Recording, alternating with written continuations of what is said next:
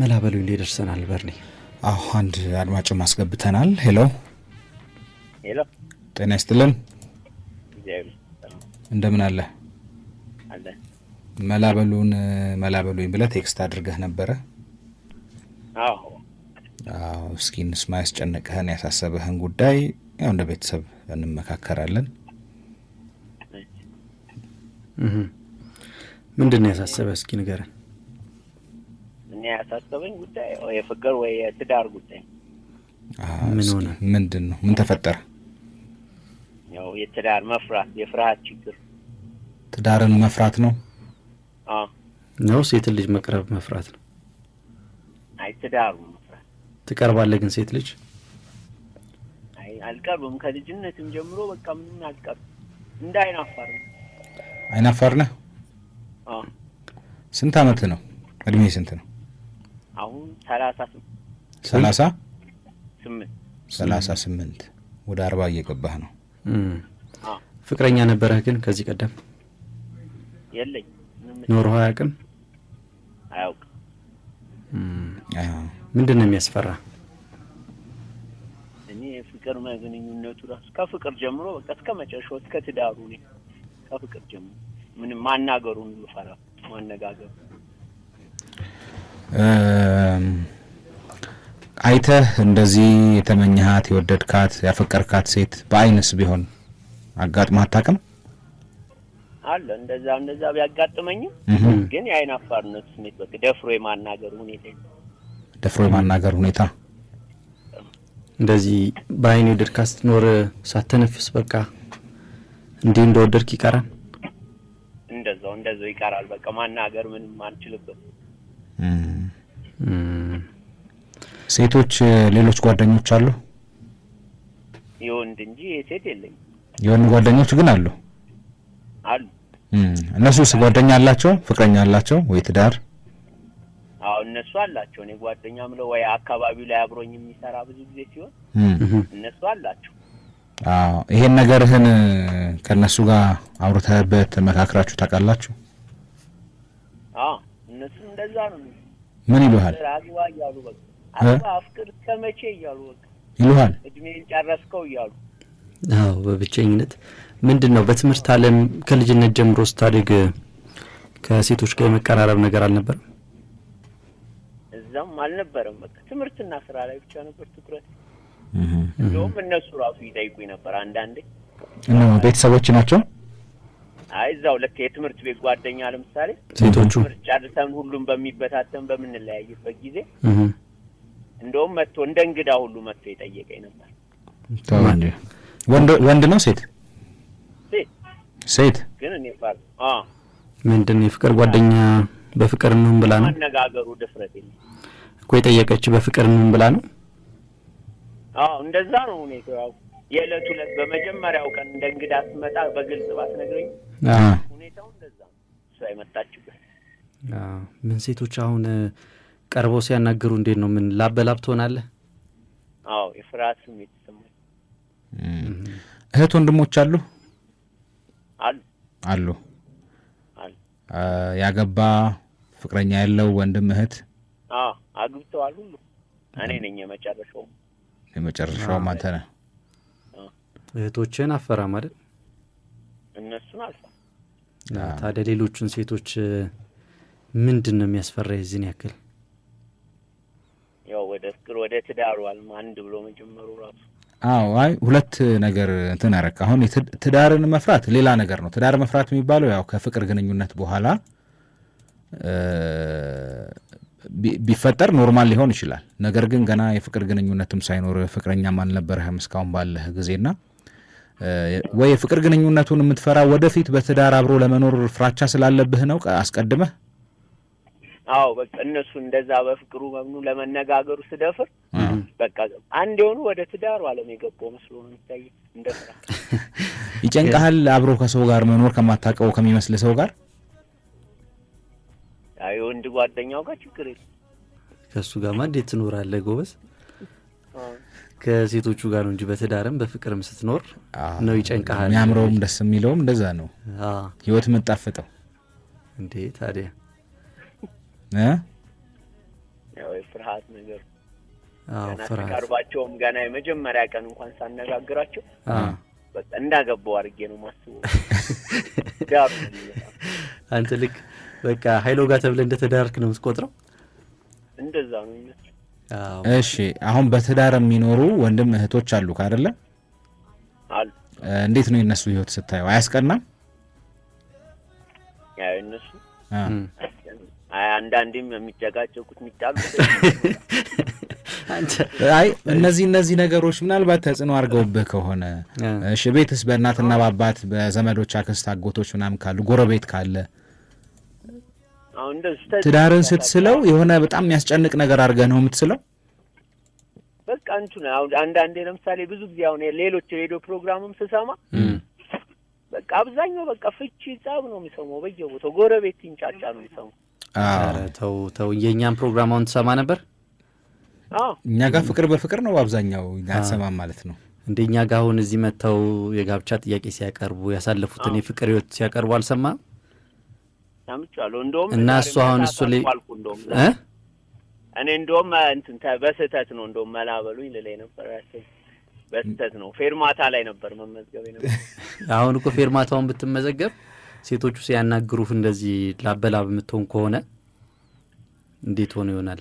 እኔ ግን እምልህ ተጽዕኖ የፈጠረብህ አሁን ቆም ብለህ ስታስበው ቅድም በርኔ አንስቶልህ ነበር በቤታችሁ እናትና አባትህ ወይ ደግሞ በሌሎች ሰዎች ትዳር ላይ ያየኸው ትዳር እንድትፈራ ያደረገህ ነገር አለ? ተጽዕኖ የፈጠረብህ እንደው ከማውቃቸው 10 ቤተሰብ አሁን ባለ ትዳሮች ብሰማ 6 ወይ 7 ያክሉ ለምሳሌ ተፋቱ ተጣሉ ሲባል ነው የምሰማው በየጊዜው። ሰሞኑን እንደው ካደመጣችሁ አላውቅም ዜና ላይም ሲወራ ለምሳሌ በዚህ አመት ብቻ በተያዘው ሩብ አመት በአዲስ አበባ ውስጥ ብቻ ከ3000 በላይ ፍቺዎች ተፈጽመዋል የሚባል ዜና አሰማ። በቃ ብሶት ስንት ሺህ ተጋብቶ ይመስላል? ስንት ሺህ ተጋብቷል? ስንት ሙሽሮች ነበሩ የሚለውን ግን አንሰማም አይደል? አይነገርም። እሱን አልነገሩም። ምንድነው ብዙ ጊዜ ፍቺ ዜና ይሆናል፣ ጋብቻ ዜና አይሆንም። ብዙ ጊዜ የምንሰማው ነው እንጂ እንደው ዝም ብለህ አንድ ቅዳሜና እሁድ ሰርግ ያለበት ሰሞን ብታይ ከተማ ውስጥ የዛን ያክል ሰው እኮ ሊዳር ይችላል በአንድ ቅዳሜና እሁድ ነው የምልህ። አሁን የአመት ሪፖርት ነው ብዙ ጊዜ ዜና የሚሆነው። ያው ዜና የሚሆኑ ነገሮች ይታወቃሉ። አሁን እንደነገርኩ በዚህ እንኳን ምሳሌ ብንወስድ የፍቺው መጠን ይጎላል። የፍቺው መጠን በጣም ብዙ ነው ከሚጋባው ሰው መጠን በላይ ለማለት አይደለም። ዜናው ተጋኖ ይነገራል ለማለት ነው። ሁለተኛ በትዳር በፍቅር በጣም ደስ የሚል ህይወት የሚኖሩ ሰዎች ደግሞ አሉ። ትዳርን ከሚያጣፍጡት መካከል ደግሞ ልጆች ይመጣሉ። እርስ በእርስ መተሳሰቡ አለ። ባልና ሚስት ሆነ ነው የምትገባው። በኋላ እህትና ወንድም እናትና አባት ወደ መሆን ትመጣል። ለመተሳሰብ ይመጣል። ትዳር ውስጥ ያለው በረከት ደግሞ በጣም ከፍ ያለ ነው። በጣም ብዙ ነው። እና አንተ ማሰብ የምትፈልገው ይመስለኝ ማሰብ የምትፈልገውም ይሄ የሚያስጨንቀውን ነገር ነው ከትዳር ጋር ተያይዞ። መጥፎውን ዜና ነው እያሳደድክ እያዳመጥክ ያለው። አስታርቁኝ ፕሮግራም ልክ እንደ አስታራቂ እንደምን ፕሮግራም እሱ ነው ብዙ ጊዜ አተኩሬ በዛም ሰው በቃ ሰዎች ልክ ተጣሉ ሊፋቱ ነው ወይ ተፋቱ ሲባል በቃ ጆሮህን በደንብ አድርገህ ነው የምትሰማው። የሰዎች ግን የትዳር ጥሩ ምሳሌ የሆኑ ባለ ትዳሮች ይቀርባሉ። አሁን እንደውም በተለያዩ ፖድካስቶች ላይ እንደዛ ሲቀርቡ እነሱን አታይም? አላስተዋልኩም። ፕሮግራሙ ብታይ የሚሰለቻል ይመስለኛል። እንደዚህ አይነት ነገር እኮ አሁን አንዳንዴ ራሱን መንገድ ላይ አንዳንዴ ያለ እድሜያቸው አሁን ከ60 በላይ የሆኑ አሁን አብረው ሲሄዱ ራሱ በቃኛ እኔ እሱ ራሱ ያሳምኛል ማየቱ። በቃ ለምን እንዴት ቢስማሙ ነው ላለው ነው ታዲያ ያንተ መታመም እዚህ ውስጥ አሁን ምንድነው? ለምን እነሱ በፍቅር ሆነው እየኖሩ ጠብ ላይ ፍቺ ላይ ነው በቃ የምሰማው በየቦታው። እንደው በፍርድ ቤት ደረጃ እንኳን ባይሆን በሰፈር በምናምን የምሰማው ራሱ ወይ አብሮኝ የሚሰሩ የሰፈር ጓደኛ እንኳን ስሰማ ተፋቷል የሚባል ነው በቃ የምሰማው ሁሉ። አሁን ሌሎች ዜናዎች ትሰማለህ ማለት በአለም ላይ ምን ተፈጠረ ዜና ትሰማለህ በባህሪ? የምትሰማው በቃ የዓለም ልጠፋ ነው የሚሉ አይነት ዜናዎችን ብቻ ነው የምትከታተለው ነው? መልካም ዜና ትሰማለህ? ሙሉን ነው ዜናውን ስትሰማ መሀል ላይ አቋርጠህ ሌላ ነገር አታረግ። ሁሉን ነገር ነው የምትሰማው።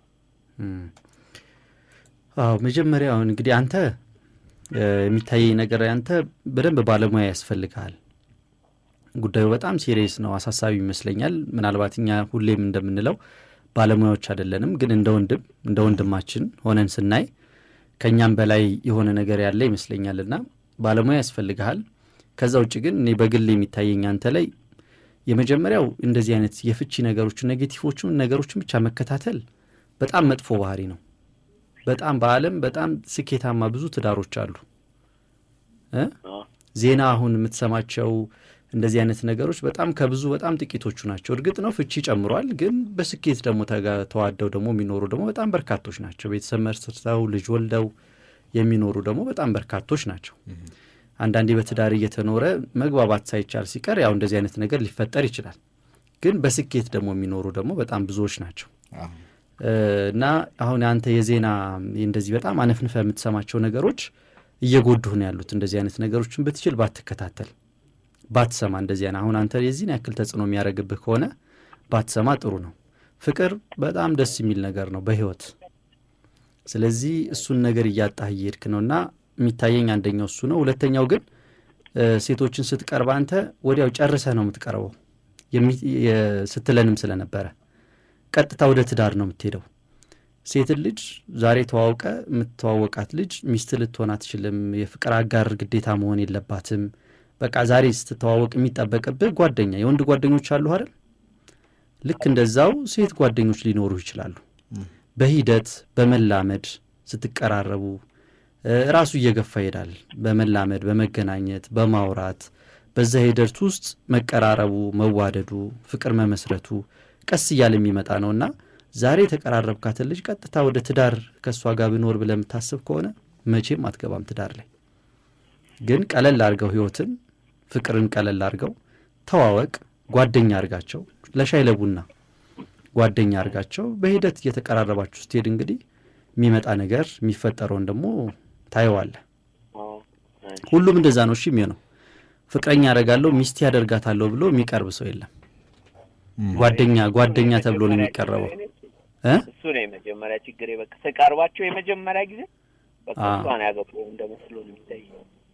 የለም እንደዛ የለም። በቃ ጓደኛ ነው። ምንም የሴት ወንድ ጓደኛ እንዳለው የሴት ጓደኞች ይኖሩሃል። አብረሻ የምትጠጣው አብረህ ጊዜ የምታሳልፈው። በዛ ሂደት ውስጥ ግን ብዙ በመገናኘት በማውራት ጊዜ በማሳለፍ መዋደድ ይፈጠራል። አዎ ለመተዋወቅ እድል ስጥ። ራስህን ክፍት ለማድረግ እድል መስጠት ያስፈልጋል። የተዋወቅካቸው የጨበጥካቸው ሴቶች ሁሉ ከትዳር ጋር አያይዘህ የምታስበው ከሆነ ጥሩ አይደለም። ያወቅናቸውን ሴቶች ሁሉ አናገባም። ሴቶችም እንደዚሁ ያወቁትን ወንዶች ሁሉ አያገቡም። ገብቷል? የመጀመሪያ ፈርስት ኢምፕሬሽን አለ። ከዛ በኋላ ጓደኝነት ይመሰረታል። ጓደኝነት ከፍቅር ግንኙነት በፊት ያለ ማለት ነው። ከዛ በኋላ የምትመቻች ሲሆን ወደ ፍቅር ይገባል።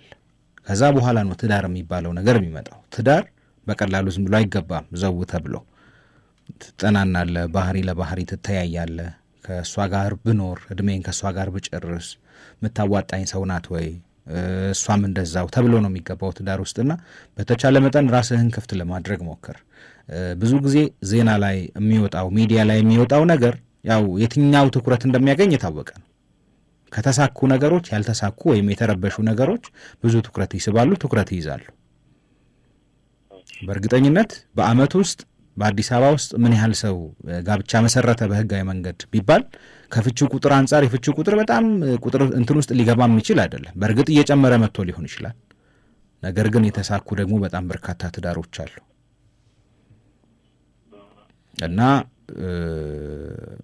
እንትን በል። ከዛ በተጨማሪ ባለሙያ ብታይ ጥሩ ነው። እኔም የምመክርህ አሁን ያለህበት እድሜ 38-39 ዓመት ነው፣ ወደ 40 እየተጠጋህ ነው እና ሪሌሽንሺፕ መስርተህ ትዳር ብትይዝ ጥሩ የተመከረ እድሜ ነው እና ባለሙያ ማየት የምትፈልግ ከሆነ ደግሞ በእኛ በኩል እንተባበርሃለን። መልህቆች አብረውን ይሰራሉ፣ እነሱ ጋር ልንልክህ እንችላለን። ከዛ በተጨማሪ ፌርማታ ላይ ሌላ ጊዜ ደግሞ ገብቷል ከራስህ ጋር ተነጋግረህ ራስህን ዝግጁ አድርገህ በቃ የፍቅር ግንኙነት ያስፈልጋል፣ መመስረት አለብኝ፣ ትዳር መያዝ አለብኝ ብለህ ስትወስን ስታስብ ፌርማታው ደግሞ ይመጣል ቀስ ብሎ እንደዛ ነው። እናወራለን። ባለሙያ ገዛ ያስፈልግሃል በእኛ በኩል። ስለዚህ ደውልልንና እናገናኛለን። እሺ፣ እሺ፣ መልካም ጊዜ።